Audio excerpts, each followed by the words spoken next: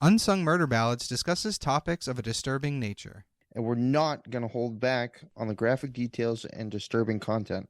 So we do not recommend our podcast for children under the age of 13. And while we respect the victims and their families involved in these tragic cases, we're also going to be critical of mistakes that are made during the investigations. And we're going to use dark humor to express ourselves now and then. So with that said, this podcast may not be for everyone. And that's okay. We're glad you're here checking us out. And if you've made it this far, welcome to the Unsung Murder Ballads family. And follow us on Instagram at Unsung Murder Ballads if you want to talk to us.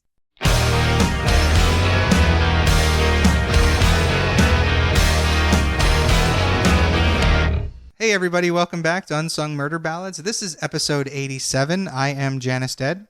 I'm Jameson dead. And I'm Joyous dead. Well, all right. So here we are.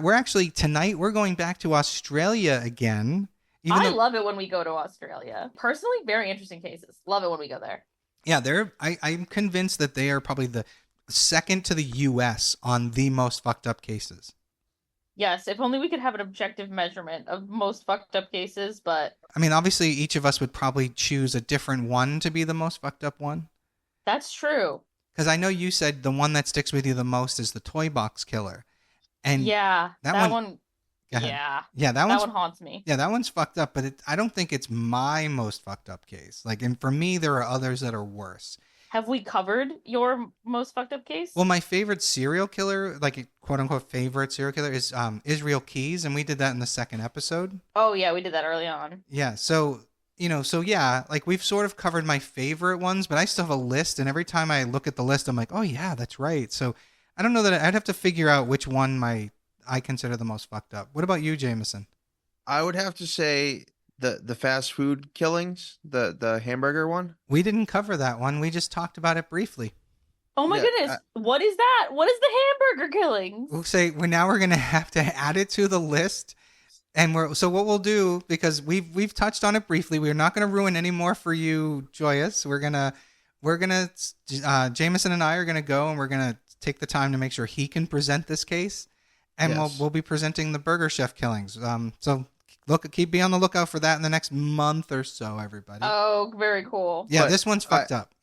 Out of the ones we've covered, yes, the one where the killer went in and fired at everybody in the restaurant and killed the San Ysidro McDonald's one. Yes, yeah, that was a good one. Yeah, I mean, I would say my favorite episode that we've done was probably the one with the girl who was abducted by like a guy who posed as her father and then posed as her husband. Oh, that was, That's one of my favorite ones to listen to again, because the three of us were all on point that episode. I think that's one of my favorite, episodes altogether. So with that said, here's the next Australian fucked up case. Let's go. So here's your teaser. 2 girls were tied and being led down to a lake. They were told to undress and wash themselves in the water. In a lake? What's the point of that? Well, we'll get there. The girls were then tied up again, and one of them was led away and tied to a tree. The 2 men that had taken them had a heated discussion, and finally, one of those men dragged one of the girls, the one not tied to a tree, back down to the water. The girl that was tied to the tree listened as her friend struggled for her life. Aww. And then everything went silent. As she could hear someone approaching her, she knew her friend was dead and that she would soon be joining her. This is the case known as the Bega murders. Bega murders. 14-year-old Lauren Barry and 16-year-old Nichole Collins were best friends and students at Bega High School. They bonded over their shared love for horse riding and bushwalking. Now, bushwalking? Yeah, I was going to say, it's almost like hiking through like nature. Except in Australia, the bush is like, I mean, they refer to like any kind of wooded area, but it's usually thicker. It's like a thicker underbrush. Oh, gotcha. Lauren was soft-spoken, but she was also extremely outgoing and full of life. She wanted to work with small children or animals, which in my opinion is kind of the same thing. Small children, animals. Her father, Garrett Barry, was Bega Valley Shire Council town planner, and her mother, Cheryl, was a stay-at-home mom. Lauren was also exceptionally close with her older brother, Nathan. And Nichole Collins, she was also a social butterfly who loved people. She worked part-time as a checkout cashier at Kohl's supermarket in Bega, where she was also known as a hard-working and dedicated employee. She had aspirations of becoming an interior designer or a chiropractor. Not exactly the same thing. Not at all. Definitely not. Holy crap. Her father, Graham, was a vet, and her mother, Delma, was a nurse. Among Lauren and Nichole's circle of friends was a girl named Sarah Brennan and another girl named Rebecca Kemble. So in 1997, this group of friends had started planning a camping trip at White Rock in Callaroo. White Rock was in the Evans Hills area, an area that both Lauren and Nichole knew very well. It was only 1 or 2 kilometers from their home, so roughly a mile. Now, the teenagers often camped at White Rock, and there had never been any problems in that area, so it was considered a pretty safe area. Yeah, it's so close to home. I wouldn't be worried about it. Right. I imagine like Lake Winnipesaukee up in New Hampshire, where everyone who lives up there is kind of well off-ish. And so everyone, like, you feel safe because you know you don't have like a lot of, addicts running around. You don't have people just coming in out of nowhere. That's how I'm picturing this. Yeah. Lauren was a champion long-distance runner and had run numerous bush tracks in the area. The camping party was there to celebrate her upcoming 15th birthday, and they invited a number of other local teenagers as well as her brother Nathan. And after setting up camp on October 3rd, the group relaxed around a campfire, went swimming, and rode horses. Now remember, this is Australia, so October for them is just where it's starting to get nice, not starting to get cold like it is here. Right. A spring night.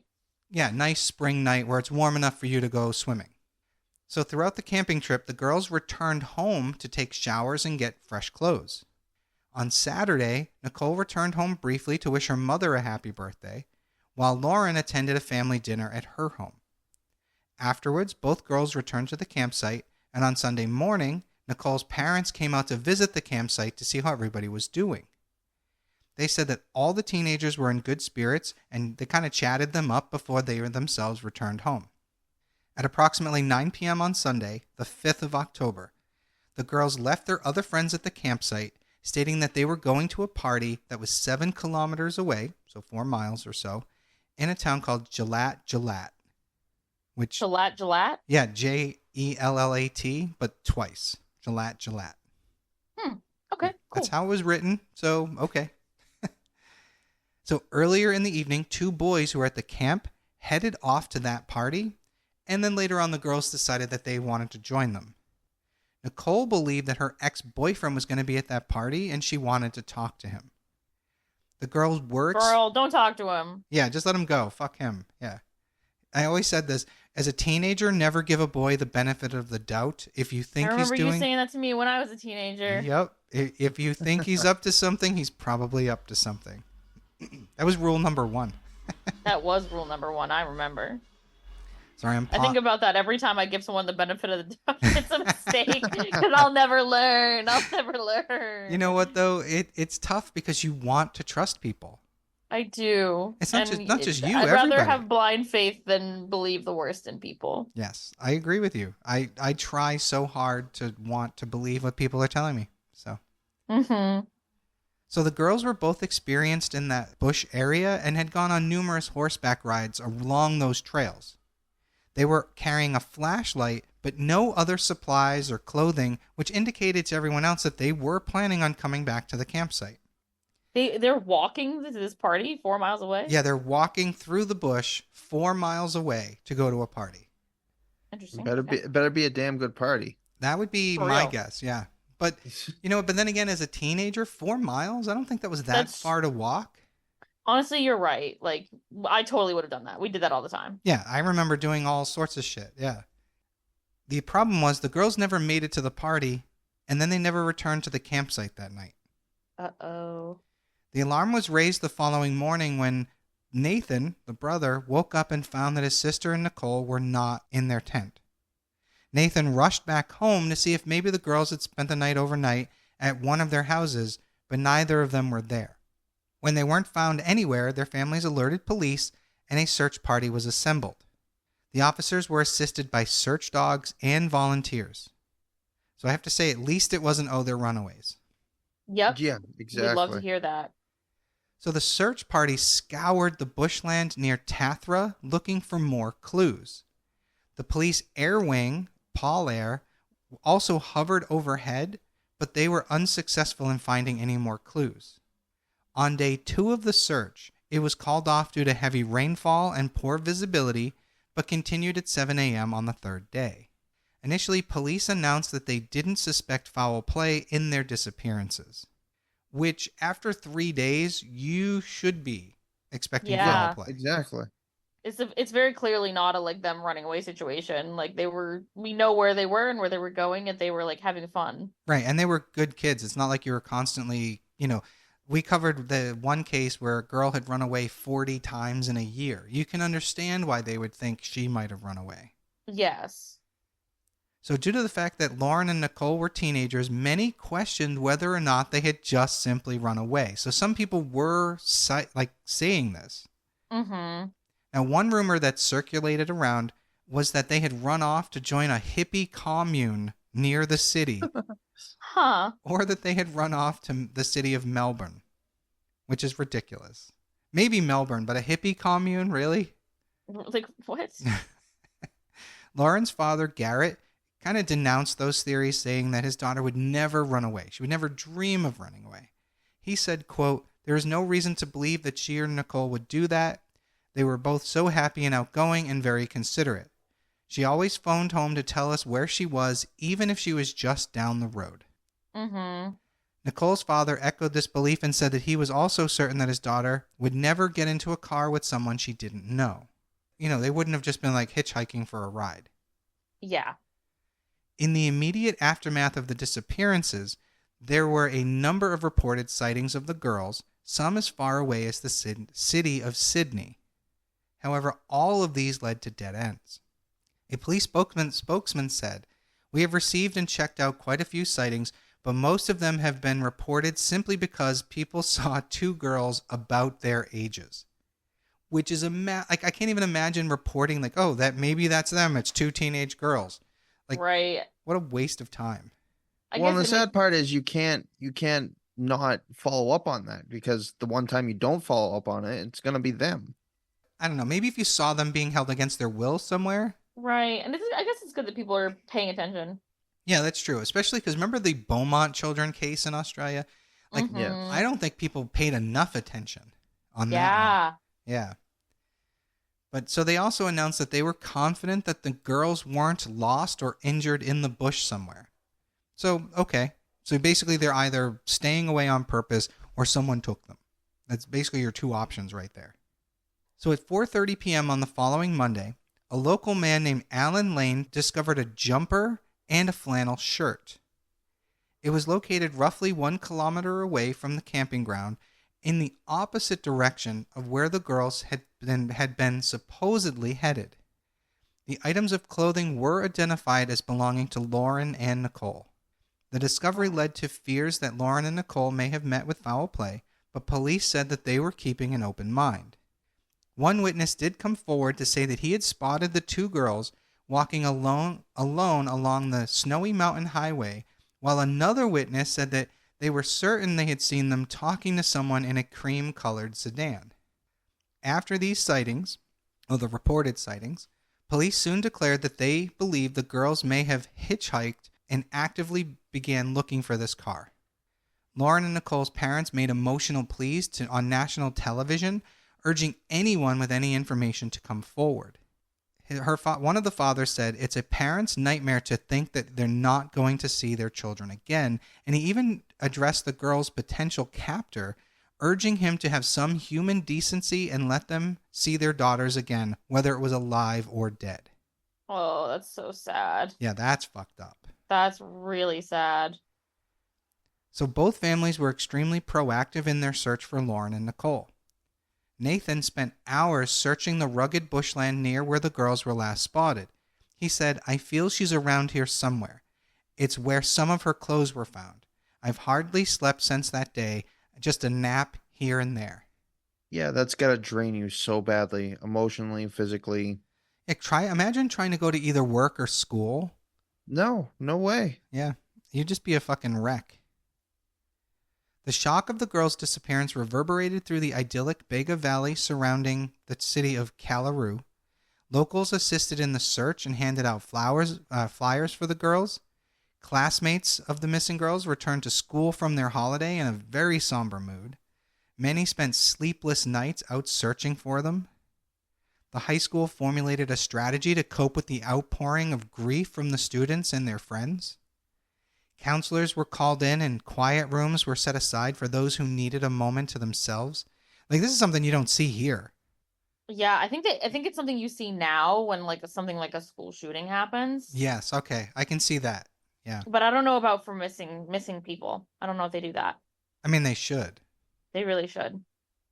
So as the search for Lauren and Nichole entered its second week, the police were no closer to explaining the strange disappearance as they were on day one. Oh. By this point in the investigation, police were stopping cars along the Snowy Mountain Highway and questioning drivers. One driver told police he had seen the girls walking on the Tathra Road about 25 minutes after they had left the campsite. He told police that when he saw the girls, they were alone. Police also decided that they would re-interview the friends and families of the girls, and they offered no further insight as to where they could be. At this point, they don't fucking know. Right, they're just grasping at straws. Yeah, and the possibility of them having been abducted and killed continually gained momentum with each passing day. Yeah. Oh. Police had a theory that they had been abducted after they walked through the bush and came upon the busy Snowy Mountains Highway where they were last seen. They still wanted to speak to the driver of that cream-colored sedan, but no one was coming forward to identify either themselves as the driver or someone they thought might be the driver. Right, there's a lot of cream-colored sedans. Yeah, exactly. And Australia is not exactly small. Right. So police next focused their investigation on the Tathra area after they received a tip that the girls had been spotted in that area around 11:15 on the night they vanished. Police went door to door asking locals if they had seen or heard anything suspicious that night, which I have to say, after 2 weeks and you begging the public to come forward, if you have to go door to door and asking people directly, then they're keeping that from you. Oh, definitely. Mm-hmm. One local said that around 11:45 p.m., he heard a vehicle racing towards the beach and thought he heard screams of two women. The screams... Wow, and didn't do anything about that. Cool. This is what I'm saying. Like, this is what I mean. Like, you purposely didn't call. You know, like, what the fuck?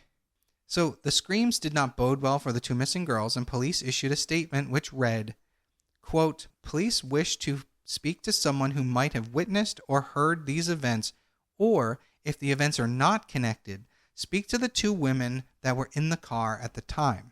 You know, screaming. Yep. If these two women could come forward and speak to our task force members, they could be eliminated from the inquiry. This is how desperate they are. That literally, oh, that's so sad. Like, if you were just out having a good time and screaming because you're having fun, please let us know that that was you. Like, what? Oh, yeah, they're doing anything they can. Oh, it's so sad. This news was obviously devastating to Nichole and Lauren's families. They had been on a roller coaster of emotions with this new update, and it made their hope that they would see their girls alive again almost completely dissolve into nothing. Oh. Graham spoke to the media, quote, "We felt like that they were abducted. Well, I did anyway. From the first hour of them being reported missing. It's just not like them to wander away, and even after a quick search here and there for something that might have been usual, they still weren't there.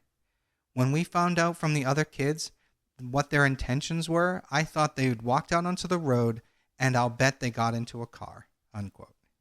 Oh. That's so heartbreaking.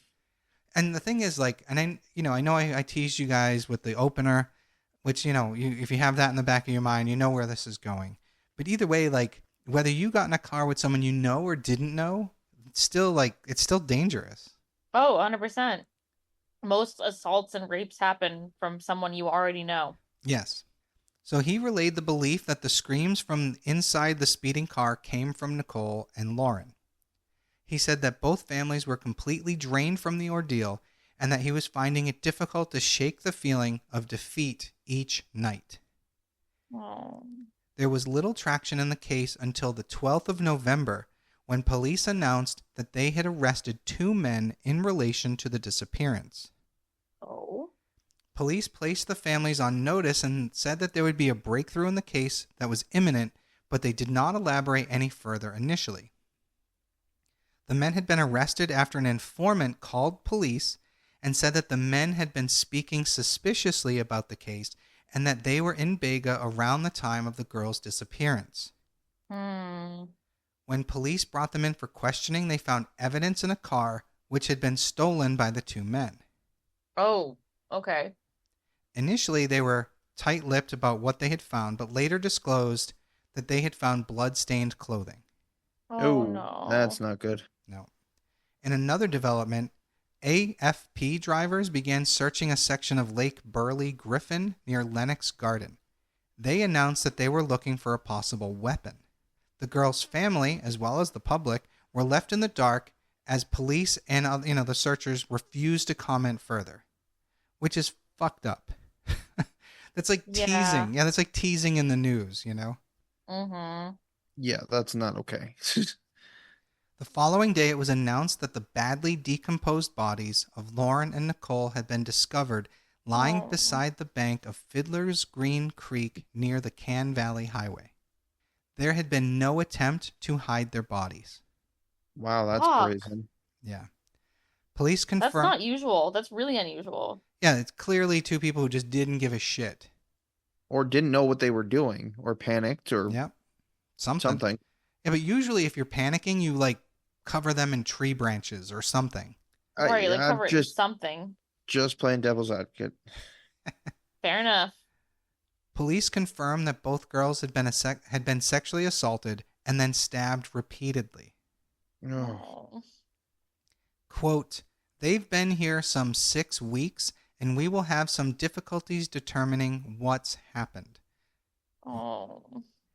So they disclosed that they had reason to believe that Lauren and Nichole had been there since the day they disappeared. And my God. And that they had been murdered where they were found. Oh. Weeks. It's crazy. That's so awful. Quote, "They had been taken down a very steep incline across the creek, and we believe that's where they lost their lives," unquote. Detective Shane Box, who had become close to both families, had the task of sharing that crushing news with them. The discoveries of the bodies ended the agonizing 6-week search for the 2 girls and shattered the innocence of their quaint town. Oh. Now, can I just go ahead. Bring up a point real quick? And I know that, and I'm not taking anything away from the crimes and the victims and any of that, but one thing that I can only imagine is absolutely crushing is being the investigator or the detective or whoever you are, being the person to have to tell these families, "I'm so sorry." Yeah, that sucks. That's a hard fucking job. Yeah, I couldn't do it. I definitely wouldn't want to do it. I also don't know. It's like how I feel about doctors who have to tell people that they have terminal cancer. Oh yeah.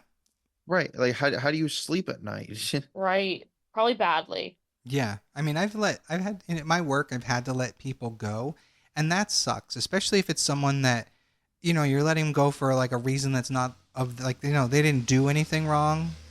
That's kind of that's the closest I've ever come to it, and that's nothing compared to telling someone those like that. Fuck that. So Graham admitted that he and his wife Delma had been expecting the worst, but said that the details about what his daughter and her best friend had suffered was worse than he imagined. Oh. He had asked to see his daughter's body so that he could share her pain, but his request was turned down. Interesting. Inspector Shane Bach said that he had been protecting Graham by not allowing him to see his daughter's body. Instead, the families visited the site where the girls were killed.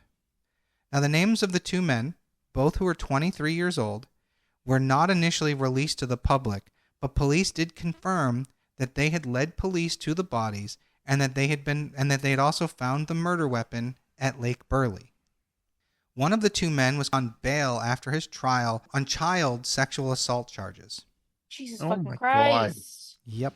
Once again, repeat offenders. Yep. This guy had been facing 10 charges of sexually assaulting a 12-year-old girl. Jesus Jesus Christ. Holy shit. But the charges were aborted because of what the judge said were extraordinarily prejudicial comments by the New South Wales Minister for Police. Really? That's all that it took? Yeah, apparently some asshole police officer said really stupid things, and it cost them the case. That's ridiculous. Yep. Cops. 3 weeks after the trial, like his trial was aborted, that's when Lauren and Nichole were abducted and killed. Fuck. The grim revelation led many questioning why such an offender wasn't under closer surveillance. The two men were finally identified as Leslie Camilleri and Lindsay Beckett. Leslie Camilleri was born in May of 1969. He was born to a family of 6 children in Liverpool, New South Wales. He did not meet his natural father until he was 13 years old. Camilleri was considered uncontrollable as a child and spent a large part of his childhood in juvenile detention. Lovely. He escaped the institution, and between the ages of 10 and 12, he lived as a street kid in the Sydney area. Oh no. By 1981, he was a familiar face with Minda's Children's Court after charges of breaking and entering and stealing. Over the next 5 years, he was a regular in the juvenile justice system for charges of theft, car offenses, carrying a weapon, possession, and absconding. Around 1988, he headed to Queensland, and in 1989, he was in trouble with the law once again. He was charged with 15 counts of unlawful use of a car, 8 counts of breaking and entering, and 92 counts of charging, which I don't know what that is. So he's playing Grand Theft Auto. Basically, yeah. Yeah. When he would break into a home, he would steal anything from TV sets to stereos to, whatever, ice lollies, like dog leads. He would steal whatever he could get his hands on. Yeah, Wow. he's just troubled, clearly. A psychiatric report prepared in 1993 spoke of Camileri's depraved childhood and a pattern of theft and vandalism, which has been his reaction to social ostracism, leading to frustration, which, because of poor impulse control, has ended in explosive outbursts of destructive behavior, unquote. Which is a mouthful. Interesting. I wonder what the diagnosis on that is. Yeah, I have no idea. Probably Shitty life syndrome? yeah, I like guess? borderline personality disorder or something. Yeah. Borderline isn't usually violent, from what I understand, but Okay. I don't. Yeah, I'm not as who familiar. knows? So in April of 97, Camilleri was charged with possession of stolen goods. 3 weeks prior to the Bega murders, which we've discussed, he was on trial for the sexual offenses. That was aborted. And then he went to... Insane that after this guy's criminal record, they're gonna say they're Yeah. gonna abort that case. Yeah, That's there you really go. You can sad. just go. Don't worry about the little girl because of a shithead cop. Fucking assholes. Shitty as fuck. After 2 days, the trial was aborted and he was released from custody on bail. So, he literally sat there for only 2 days before they released him. Camilleri had 146 prior convictions for offenses such as dishonest theft and willful damage. Insane. So what's honest theft? It's when Come you steal on. a loaf of bread to feed your family. Yeah, Feed there your you family. go. There you go. At the time of the murders, he lived in a city called Yass, Y-A-S-S. Camilleri had known Beckett for a period of 2 or 3 years and would often associate with him to steal cars. Lindsay Beckett was born into one of the poorest parts of New Zealand, the Bay of Plenty, in a town called Apotiki. And I'm sure I said that wrong. He was the product of rape and was born when his mother was just 15 years old. Oh, that's so Holy awful. crud. He never knew his father, but was abused by his stepfather, who was an angry drunk. Ugh. By the age of 13, he was drinking alcohol and smoking marijuana, the devil's lettuce. Devil's lettuce. He was described as having quite a low IQ. As a teenager, he abandoned his family and fled to Australia, where he drifted through southern New South Wales, living a life of crime. He funded his lifestyle by breaking into cars and assaulting and robbing people. Then he met a young mother named Laura Lee Tatt in Griffin Hospital while she was recovering from an assault. The two moved in together, and over the course of 6 years, Beckett routinely beat and raped her, and she bore him 3 children. Oh, that's fucking 3 kids out of that awful. insanity? I mean, unfortunately, some people, when they find themselves in abusive situations, keep returning to the abusive situation. Right. Sometimes it's like you have nowhere else to go. Yeah. So while Beckett was a career criminal, he was certainly not a criminal mastermind. He didn't hide his tracks or attempt to conceal evidence and was pretty easy to catch. In April of 97, Beckett was suspended from driving after a high-range drunk driving offense. So I don't know if that's high range means speeding or just, he's Or high blood alcohol content. Yeah, something. That one's a weird thing. I probably should have looked that up. The following month, he was fined $100 for offensive conduct, and the week after that, he was charged over marijuana that was found in his car. In June of that year, he was committed to trial on charges of sexual assault, but was given bail. While both men were out on bail, they headed towards Canberra. In the wake of the murders, many questioned how Camarilli and Beckett had been allowed by the justice system to roam through New South Wales without fear of being locked up. Crazy. Both men had over 200 criminal convictions between them. That's insane. The tragic tale lurking behind the murders was that both men should have been locked up at the time of the murders. Beckett especially should never have been released on bail. Yeah, no kidding. As it turned out, in the run-up to the murders, Beckett was ordered to meet with a parole officer but never showed up. Of course not. Why would he? So Beckett had a litany of court cases ranging from sexual assault to drug charges and driving with an unlicensed vehicle, which is funny, of all the things. Yeah, for real. The majority of the crimes were committed while Beckett was out on bail, yet each time he was able to avoid incarceration. These two men had repeatedly waltzed through the criminal justice system. As the timeline of the murders were being determined, a memorial service was held for Lauren and Nichole in Bega. Oh. Around 90% of local businesses closed to allow their employees to commemorate the lives of the girls. Well, that's a Wow, tight-knit that's community. awesome. The open-air service was held in Littleton Gardens and was conducted by the Salvation Army chaplain, Captain Robert Anderson. More than 3,000 people crammed into the gardens to attend the memorial. Wow. Those who spoke at the services described Lauren as a talented athlete with a smile to die for, and Nichole being always boisterous and the center of attention. The girls' fathers, Graham and Garrett, thanked the community for its support since the girls had disappeared. On November 16th, Beckett reenacted the sequence of events that ended with the murders of Lauren and Nichole. The route took Beckett to sites in Canberra, on the far south coast and across the Victorian border and to western Gippsland. The night of terror began when Camarilli and Beckett picked Lauren and Nichole up in a white Ford sedan outside Callaroo, near Bega, at around 10 p.m. Camarilli had an argument hours earlier with his partner and talked to Beckett about his feelings of depression. The two men were consuming beer and injecting each other with crystal meth and heroin while driving around aimlessly. Jesus fucking Christ. While Wow. driving? Can you imagine? That's a hell of a combination. The men pulled up alongside the girls and told them they were going to the beach for some beers and invited them along. Sadly, according to them, Lauren and Nichole agreed. Now, personally, I have a hard time believing that. I was going to say, Yeah, I like, don't buy what- that for a second. You don't want to go to the beach with two random men. Like, you want to go to the party that you were going to. Right, and you're 15 and 16 years old and these guys are in their early 20s? No, I don't buy it. Now, a pink... If they had different personalities, maybe, but they were good girls. Yeah, exactly. If they were the partier types, especially if they were drug users, maybe.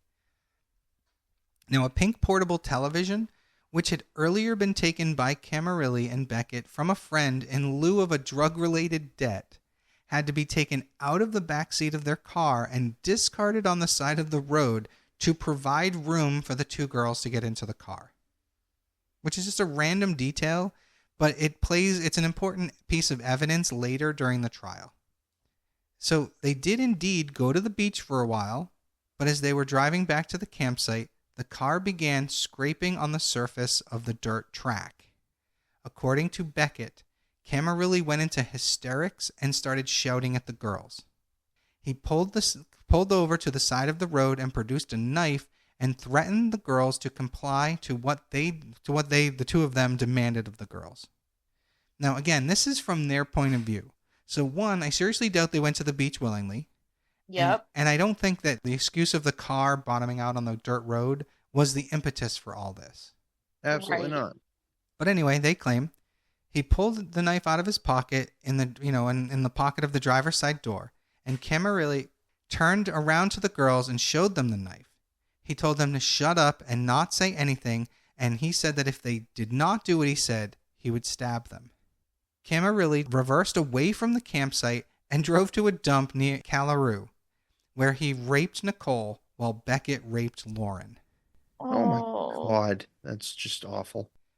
Then they headed to Ben Boyd National Park, where both men raped both girls, and then again in Eden, where Beckett What the fuck? Oh. Yeah, they're driving them around all over the place and basically taking turns raping them.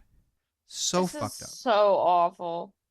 So a black rubber flashlight belonging to one of the girls and a tampon were later located at one of the scenes where they were stopped and raped. Oh, God. The men drove around for about 8 hours, Oh. periodically stopping to assault the girls, both sexually and physically. I can't even imagine what it was like for them to endure that. They probably just kept hoping that it would stop and they would just leave them somewhere. Yeah. Oh. At one point during the night, Camarilli left the car with Lauren, leaving Beckett and Nichole alone in the car. Seemingly aware of their fate, the girls began to question their captors if they were going to be killed and begged for their lives. Oh. Keep in mind, this is coming from the point of view of one of these men, so it's tough to say what part of this is true and isn't. Very true, very true.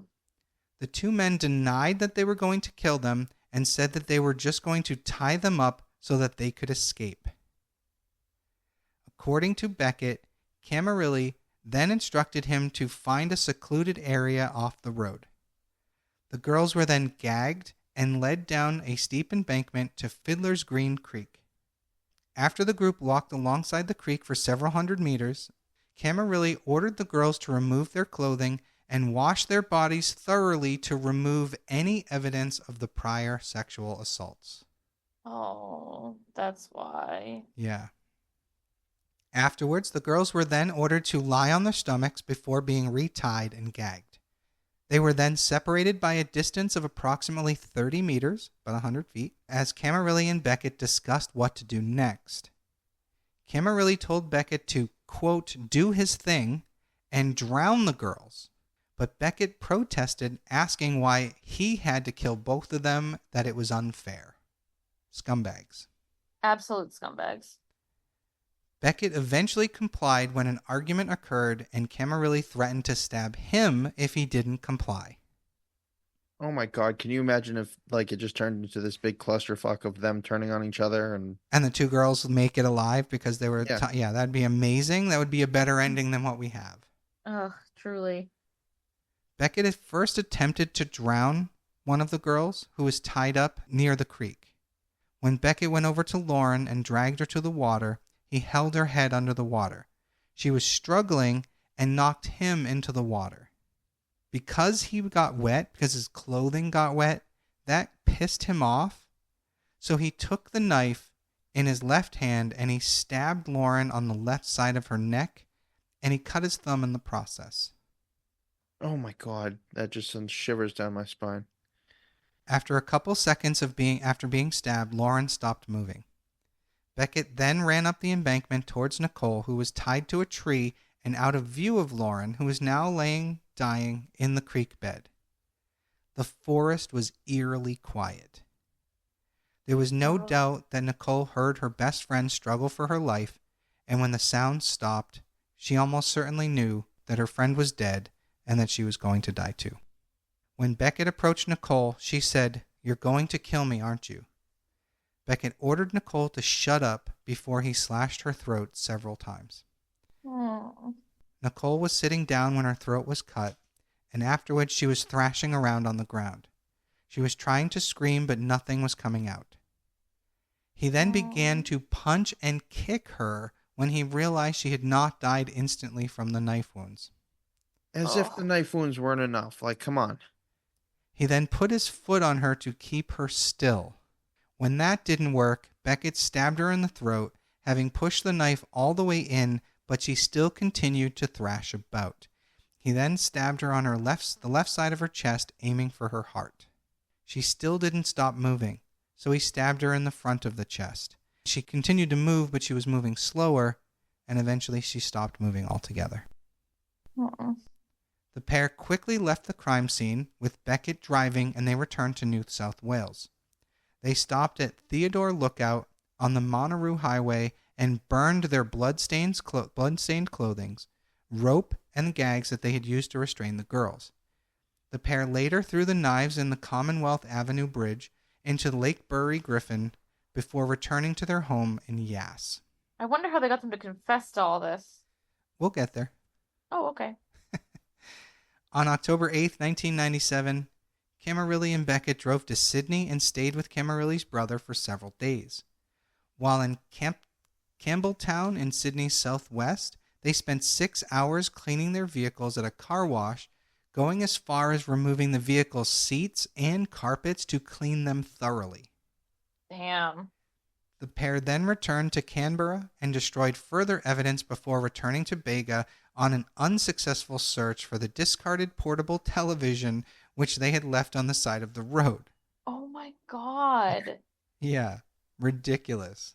So dumb. Now, the television had actually been picked up by a local council worker, and police would use this as evidence because they were able to trace like who owned the TV and that it was given to them. So it actually bites them in the ass, which is hysterical. That is really funny. The following year, Beckett pled guilty to 2 counts of murder. In a pre-sentencing hearing, it was revealed that Camarilli and Beckett had abducted and raped an unnamed 19-year-old woman 3 weeks before the murders. Oh my God. The woman was held for 12 hours, but managed to escape and hide in a wombat hole before getting to return home. What? That's an Australian sentence. Right? Yeah, right? I couldn't even imagine, like, especially if the wombat was in there, like, what the fuck would you do? Oh, God. You go from fighting off one predator to another?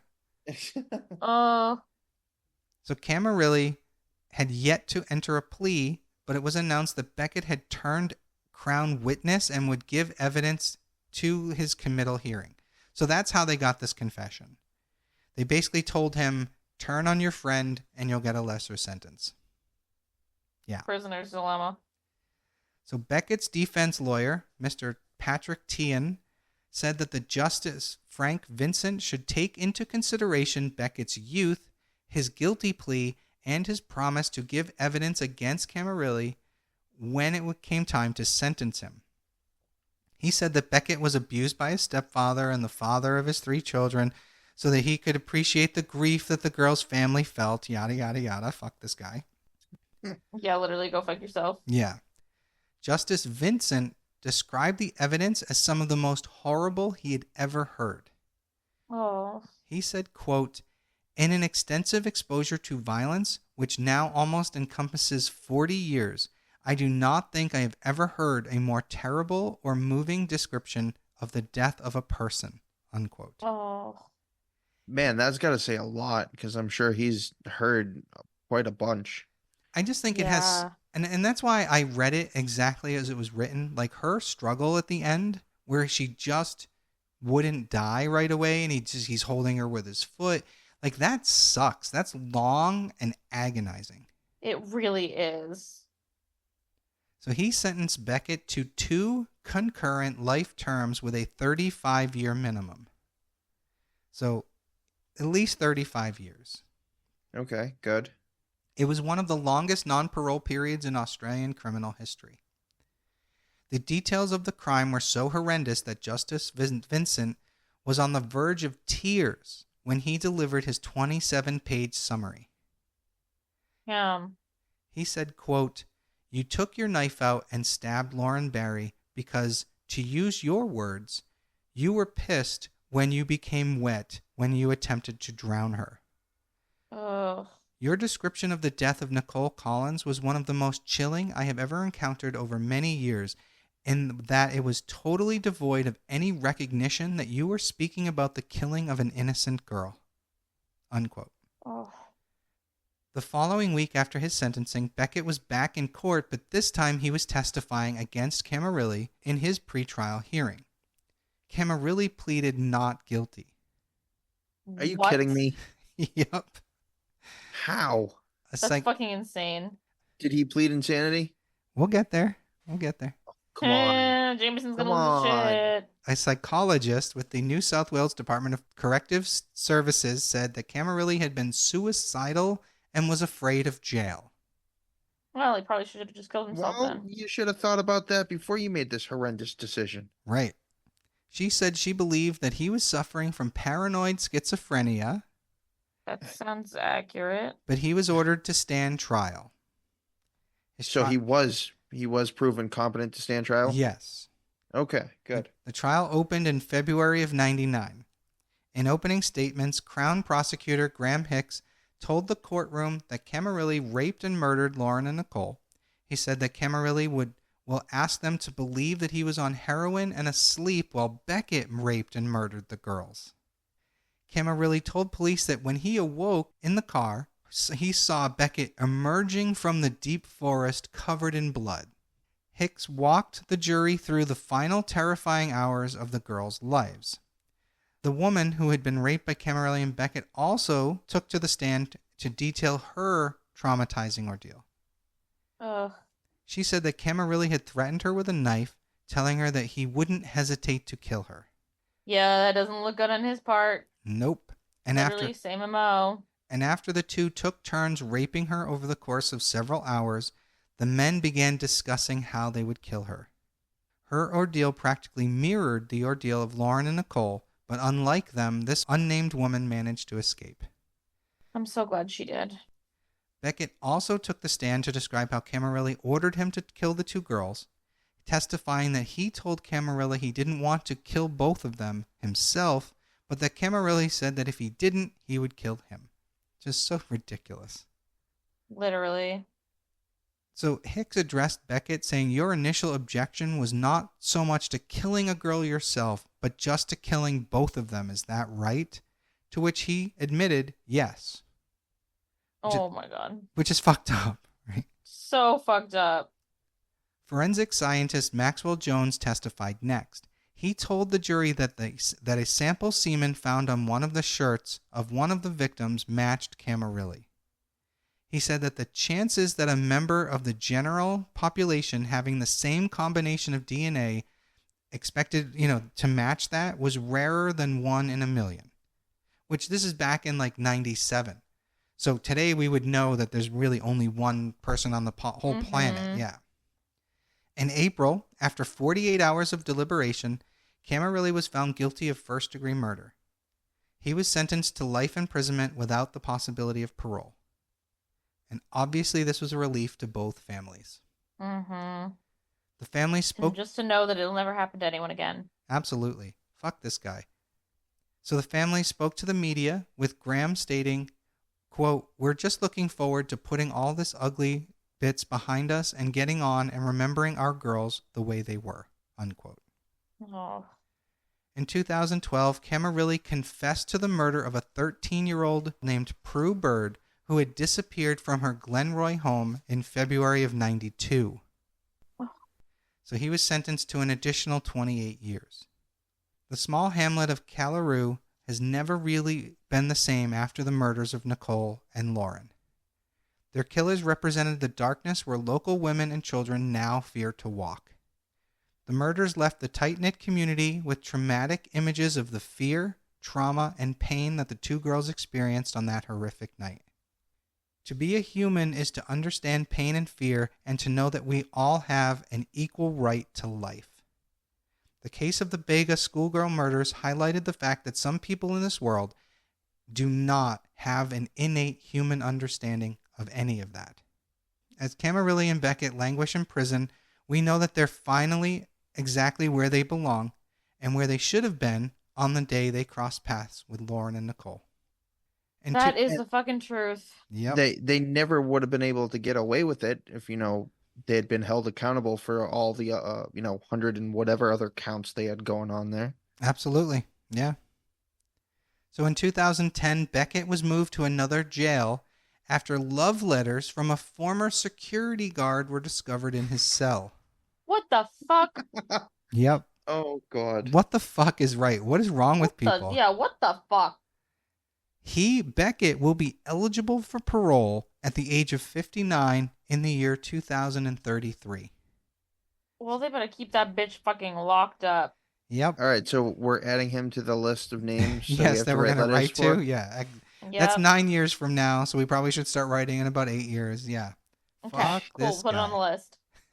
And that is the case of the Bega murders from Australia. Holy crap. Yeah, I think Joyous is right. Australia's definitely got some of the best cases. Although, I'm not saying best is, you know what I mean. Best as in worst, yeah. Yeah, so fucked up. These two poor girls. Yeah, just what an ordeal, and the suffering is so awful. Yeah, like I can't even begin because it's not like this is an isolated incident. We see this far too many times in the world. Mm-hmm. Like we talk about it so much on here. Yeah, it's like what is it about controlling your sexual urges that men can't figure out? And I say men because it's mostly men. Right. It's just ridiculous. Like, what the absolute fuck? I don't get it. Yeah, it really, I'll never understand it. There are sick desires, and there's power plays, and there's all kinds of trauma. Not that it makes it any much better, but Right. there's a whole bunch of deep-seated issues that all these perpetrators go through, that they just feel the need to take it out on whoever the hell they feel like taking it out on. I would love to talk to like a forensic psychologist and hear their perspective. That would be a good. Yeah, maybe we should look up someone and like maybe someone's would be willing to interview with us about that. That'd be interesting. That would be really cool. Because I always wanted to do the criminal profiling stuff. Yes. Figure out the why. Like, who damaged you? What was your trigger? But the problem why is, this specific thing? Yeah, but the problem is there are so many cases and everyone has different upbringings. Oh, I know. Yeah, it doesn't make sense. There's no reason. Like, it's all about self-control. And that's, I think, the biggest problem. It's clearly like an addiction.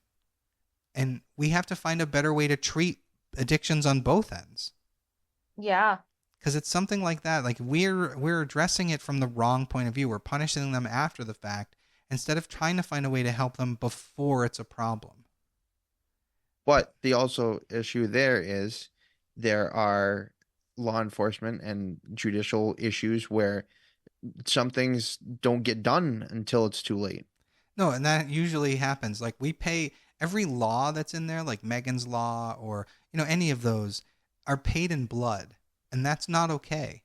Yeah. It's so fucked up. And unfortunately, we're so, like, here we are. It's 2024.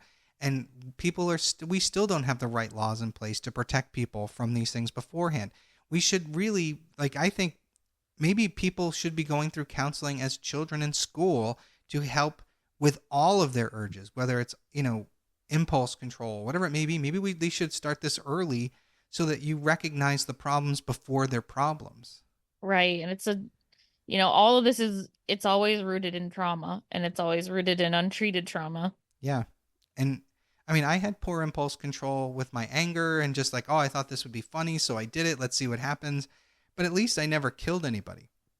If you could have... At least. Yeah, right. But like, I mean, if I had spoken to someone and maybe some of those anger issues would have been dealt with early, I wouldn't have been out vandalizing things as a teenager. Now, granted, again, that's not as severe, but if you imagine an entire world or an entire country where children are raised that way, I think it would have been a better place. Yeah. But obviously that costs money, And I would argue that a good chunk of our country wouldn't buy into the argument. And I think you're right. All right, everybody. Thank you for joining us again. Once again, I am Janus Dead. I'm Jameson dead. And I'm Joyous Dead. And we'll see you next week. Bye.